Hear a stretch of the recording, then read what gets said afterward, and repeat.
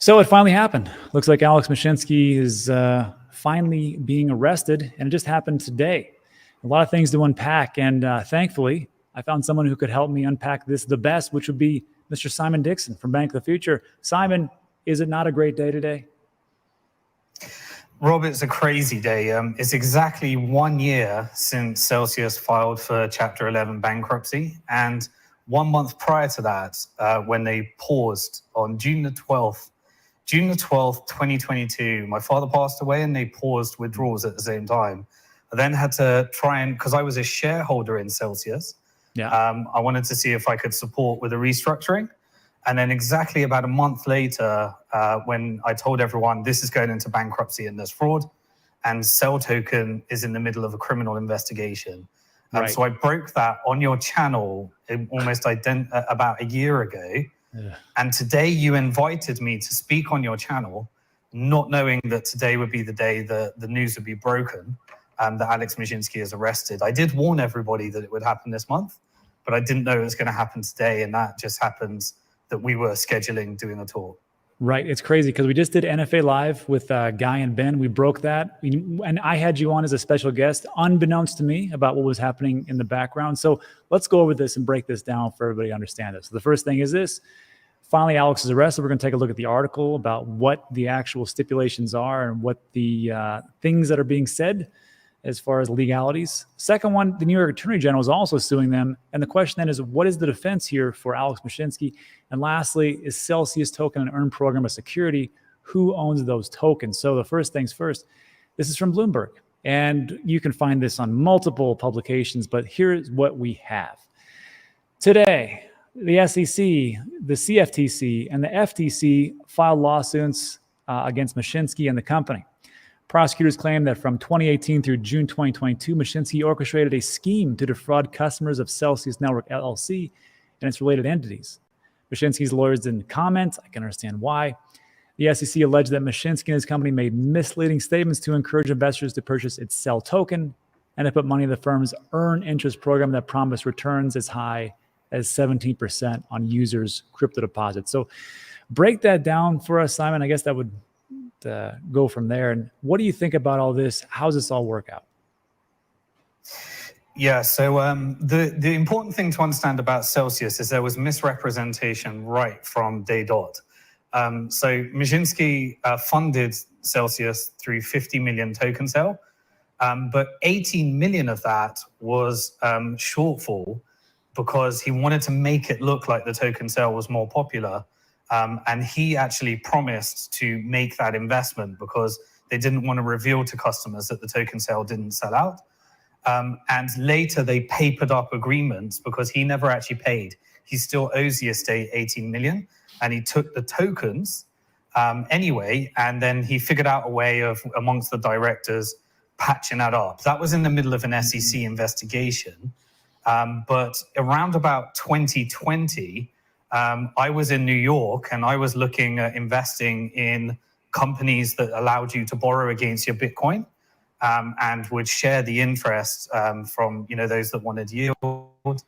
And we thought it was an institutional peer-to-peer lending model. I'd been involved in peer-to-peer lending in the UK. It was a model that started around 2000 and 2005 in the UK.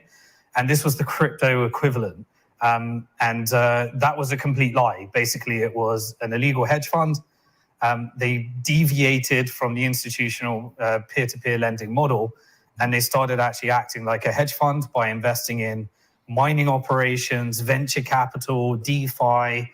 But the difference is that when you're a peer-to-peer lending model, it's you disclose the risks and you understand and you have your lending licenses and various other things. Once you become a security, you're now a hedge fund. You have to disclose all those risks. You have to let people know what you're doing with the money.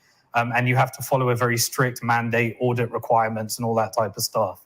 Mashinsky started losing money, inevitably, and never made a profit, but represented to everybody that all of, basically 80% of all the revenue was going to customers, and they were keeping 20%.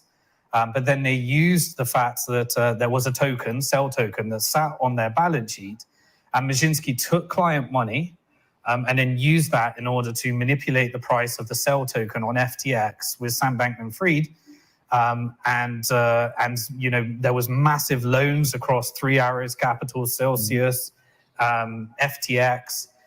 But the FTX allowed them to manipulate the price of sell token so that they could make the company look bigger than it actually was. So they would take the tokens that were on the balance sheet that they printed for free, mark them to market price, even though you could never sell them for that, and then defrauded investors like me into thinking that there was billions of dollars of assets backing this company. And then he used that as a way to tell everybody that they should empty out their retirement funds, their life savings, convert their dollars. He even created products where you could take your IRA, convert it into a Celsius IRA, convert that to stable coins, and then he would earn his 17% number was the highest number, because obviously that was the number that Terra Luna was paying at the high level. Right. In that Ponzi scheme. So, from 2020, it deviated from this peer-to-peer lending model, became a hedge fund, lost loads of money, had a multi-billion-dollar hole in the balance sheet, but represented to everybody that it was safer than a bank, and that it was less risk than some of the banks were taking as well. And so therein, is the problem. It started really with the Cell token. And over the years, we actually got involved right at the end because they wanted to raise more money, a Series B, to fill the hole. And his plan was that he had a multi-billion-dollar hole. He was going to take client Bitcoin, borrow against it, and invest it all in a mining operation, try and create the next Riot or Marathon, float it on NASDAQ, and then use that money in order to fill the hole, keep it for shareholders, but not actually, disclose any of that to creditors. And when Terra Luna blew up, it exposed everything, and mass withdrawals happened. And then eventually, the very last order to try and purchase Cell token, there was no stable coins left. And so the whole Cell token collapsed and revealed this $3 billion losses that Mashinsky and Daniel Leone had accumulated for creditors and hidden from them all along. Yeah, and there's two things. It's Alex Mashinsky, and I believe also Daniel Leone has also been indicted as well. I don't think Daniel Leone has, which is very surprising to me. Another person is Ronnie. Who was it? I always forget his surname. Ronnie Coven-Poen. Oh. Sorry, I'm saying that wrong. I'm butchering the name. I stand corrected. But Ronnie. Yeah, Ronnie. Yeah. Ronnie actually is still employed by Celsius today. And he's actually applied for a bonus in order to get the company sold and out of bankruptcy and wound down. He's been taking a salary throughout this whole thing. He's an orchestrator, and he's one of the people that have been involved in this. I do want to say this broke as we were being interviewed, so I haven't actually read the full thing. I just know everything that I know about the case from before this. So there may be new news that I haven't actually read yet. Yeah, exactly. This is a very breaking story. So everybody watching the video at home, just know that we're filling in the gaps as they become available. And also there was this piece that was from the article, and I want to talk about this, and we'll get into what is a security. But it was the regulators accused Mashinsky of misrepresenting, and they said they falsely claimed the firm made $50 million from an ICO when actually it raised less than 65% of its gold. So they said that, yes, we made 50 million, but they didn't make 50 million. It was much less. And I guess so speak on that. And then also let's talk about real quick, the token itself. Is it a security? And what about the Earn program? And who owns those tokens right now? Yeah, so throughout the last year, I've been in court case after court case, trying to get to the bottom of this and unwind this for creditors. I should disclose, I wanted to take a small percentage of my wealth and borrow against my Bitcoin as well. Sure. So I have a claim. It's transparent, so I can't really hide it, but it's like over 1,000 Bitcoin in total. That made me one of the top 10 creditors and one of the largest individual creditors.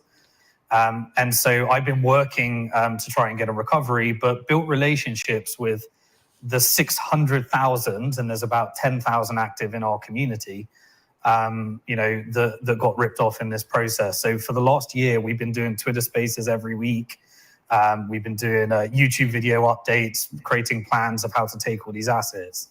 But it was revealed when we actually at Bank to the Future wanted to actually bid on the company just to give all of the funds to creditors back and all of the equity in the assets to creditors, because we're the first regulated securities business. So we had the capability of doing it. So we were involved in that process there. As part of that, it was discovered that, yes, there was $18 million that they raised in the token sale, that Mashinsky actually was meant to invest, but never invested, and completely hid that from everybody, making it sound like the token was more popular. Now, one of the interesting parts of the case right now is I was an equity investor, and my equity became worthless as soon as you hit into bankruptcy. But there's a case right now that's being fought because those that purchase Cell token are kind of fit into two camps. You've got the insiders that defrauded everybody. So Mashinsky's the largest Cell token holder, and he used that to represent, he gave himself a load of free tokens that he said that he paid for and never paid for, put them in Celsius, and then told everybody, use Celsius. I put all my net worth on Celsius, but really it was his Cell token.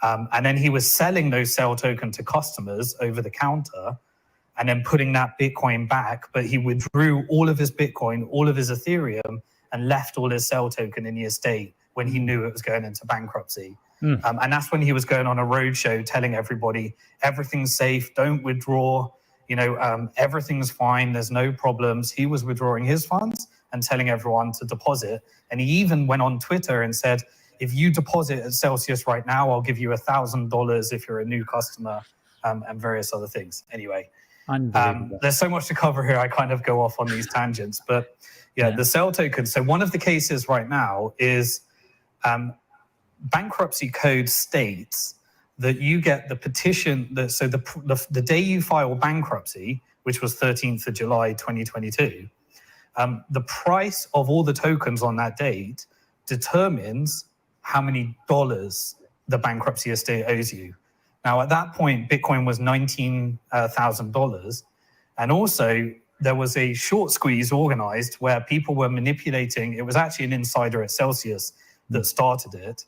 And then they made it think it was a bottom-up community movement. And Mashinsky was pushing everyone along, and still to this day contacts all the Cell token holders to try and join his side.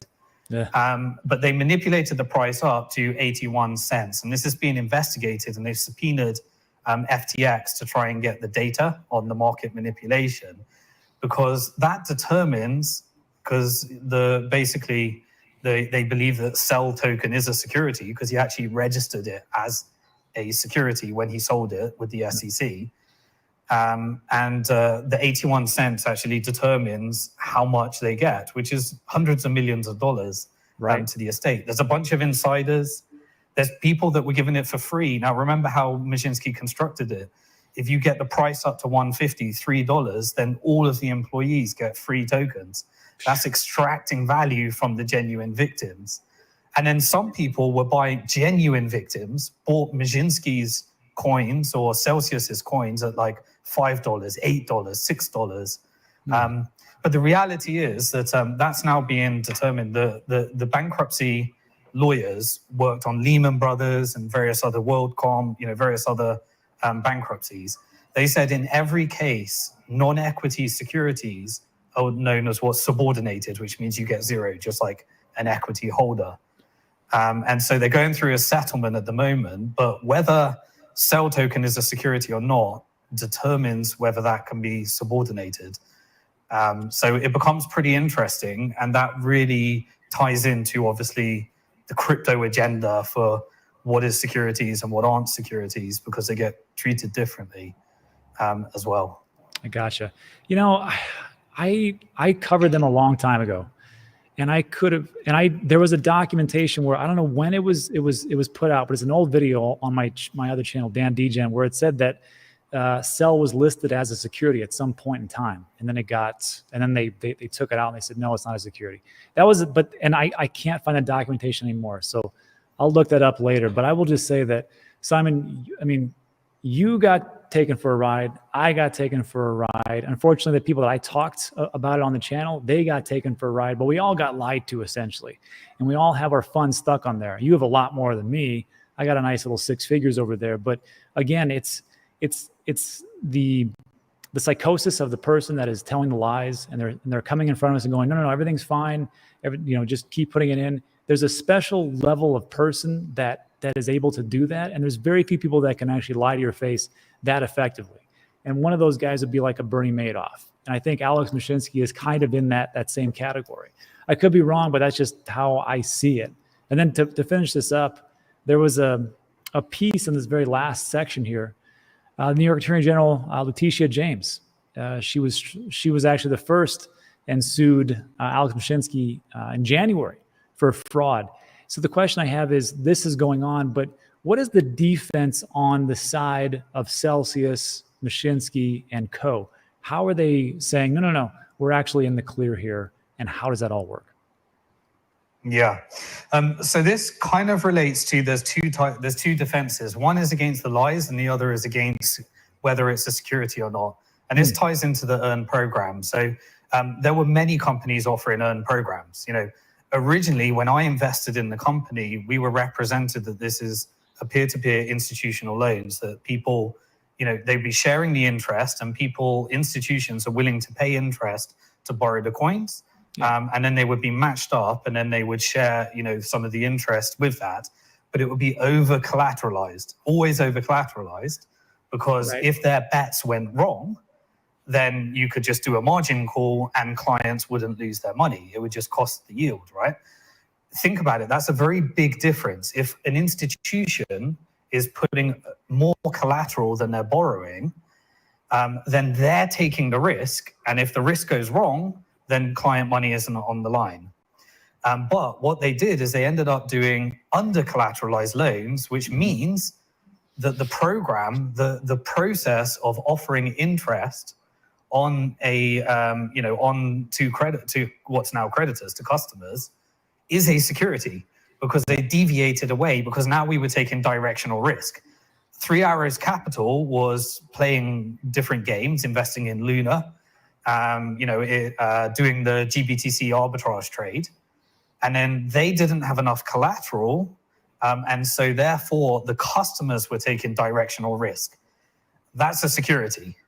And so the earn program is a security. And if you look across the SEC, they went to Voyager, they went to Gemini, they went to Genesis, they went to Celsius, and they said, you're offering illegal securities. You need to disclose to your customers, ensure they're suitable, and they're not betting their life, homes, and retirement on some trader that they don't know what's actually going on. And so that was really the issue, right? So now you've got a earn program that is considered a security. Mashinsky comes along and says two things in his defense. He said, firstly, creditors spent 10 million on an examiner report to investigate all this stuff, and it was transparent, a 600-page report on all the fraud that Mashinsky did, by interviewing all the previous employees and various other things. He says, it turns out I told everybody that we would share a percentage of all the revenue. And in his defense, he said, the examiner's right, it was a lie. And because it was a lie, therefore the earn program's not a security. Because it wasn't dependent upon the efforts of our investments, and the yield was all fake. And we were just promising to pay people, but it had no connection to what we were investing in or what we were doing, because we were paying them anyway. And so therefore he said, yes, it's not a security because we were just paying yield and the yield was fake. Defense one. Wow. Defense two is he's saying, and it's okay that I lied to you, because he used, what's the name of the person, the Silicon Valley lady that defrauded everybody for the blood? Theranos, the Theranos founder? Yeah, what's her name? Elizabeth Holmes. Why it's lost me. Elizabeth Holmes. Right. So Elizabeth, he used the Elizabeth Holmes defense, and the Elizabeth Holmes defense is kind of, you're going up, you're going down for 20 years, and you try to get it down to 10. And he used the puffery defense. That's it. Puffery, if you look it up, if you look up puffery, it says, my lies were so ridiculous that you were never meant to believe them in the first place. So he slapped everyone in the face that has been defending him and said, you were never meant to believe my lies because it was just puffery.